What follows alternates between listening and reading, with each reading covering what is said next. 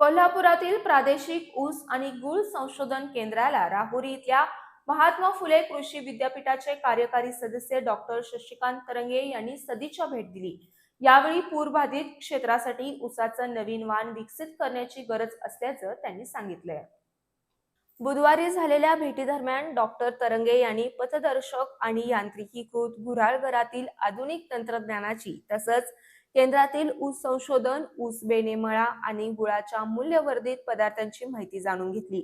संशोधन केंद्राच्या अडचणी जाणून घेत त्या सोडवण्यासाठी सर्वतोपरी सहकार्य करण्याची ग्वाही यावेळी डॉक्टर तरंगे यांनी दिली आहे। यावेळी संशोधन केंद्राचे सहयोगी संशोधन संचालक doctor Sunil Karad, doctor Vidyasagar Gedam, doctor Deepak Savale, doctor Govind Enage, doctor Chandrakant Kamble, Mahendra Walse, Atul Pandav, Maheshwari Pandav, Krishnat Gurav, Sarika Patil, Sunita Khot, Ashish Jadhav यांची उपस्थिती होती।